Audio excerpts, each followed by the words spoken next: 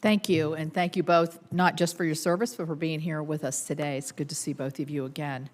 My questions are, first of all, I wanted to ask about cyber. Obviously, we're facing more cyber threats at every level and in every aspect of our critical infrastructure. And from what I understand, the Guard is already playing a critical role in domestic response to cyber attacks, including through our Critical Infrastructure Battalion at the Army Interagency Training and Education Center in my state of West Virginia. This unit supports a number of DoD and DHS programs. Is there a more direct role for the National Guard to play in cyber, specifically using them as a liaison force between the federal government, the states, and the local and state critical infrastructure? Do you all have, what would your response to that be? Yeah. Senator, I think what I would say is, we try to leverage all of the cyber expertise across all three of our components, active, Guard, and reserve, and certainly there's a lot of great cyber expertise in the Guard. I think trying to have a one-size-fits-all program with the Guard is challenging because, frankly, the level of expertise varies from state to state, and also, frankly, 85% of our critical infrastructure is in the private sector, and so there's a tremendous amount of diversity.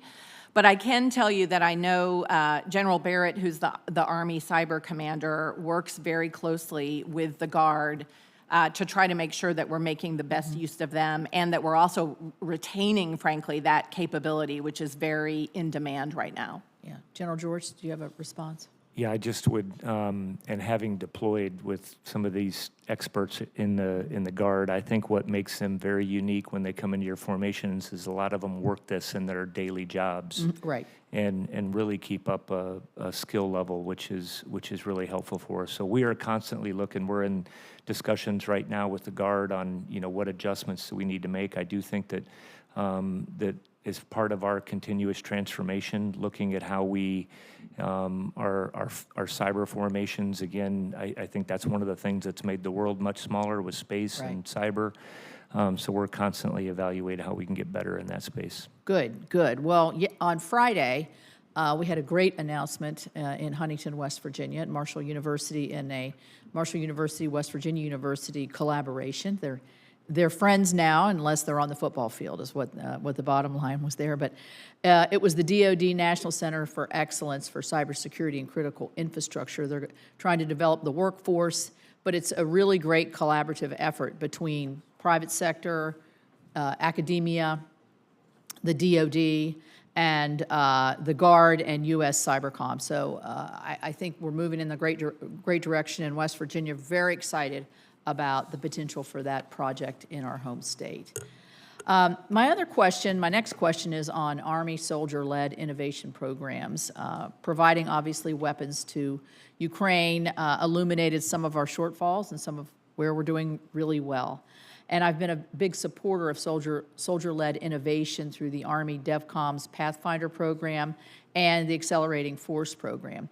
These programs help to transition our weapons and our tech by actually putting it in the hands of our military before it's actually as an experimentation type of thing. So you can get on the ground reactions from folks that are going to be using these weapons, what lessons can be learned.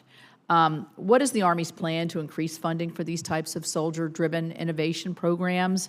And can we get new technology solutions into soldiers' hands for experimentation? Because I think it will bring great successes to us. So, General, I don't know if you want to start with that. Sure. I'm wishing there was more time on the clock to talk about this one. So we're doing what we're calling transformation and contact, and I would love to have our team come up here and kind of lay that out, what we're doing. But what we're doing is exactly what if you infuse a formation with technology and then see how they actually use it. And we have the developers that are down there that make software adjustments. We have the drones that are there, and we make adjustments to them. That's what we're doing. So we have a brigade that's going to go over to Europe. We have a brigade now in the 101st. We have a brigade that's out in the Pacific, and we're fixing their network. We're adding electronic warfare, UAS, counter UAS, all of those capabilities. And what this means is we're not going to buy stuff, that say, hey, this is going to be here with us for 20 years. We're going Right. to innovate exactly what you're Right. talking about.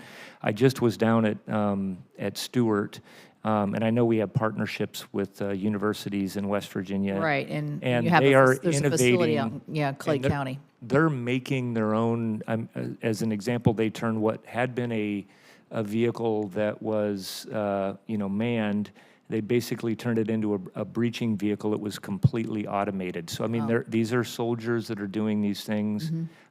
They're able to come up with how we can 3D print parts that cost $20 and, took us 6 months to get to actually 3D printing 16 of them within a minute, and they cost 12 cents each.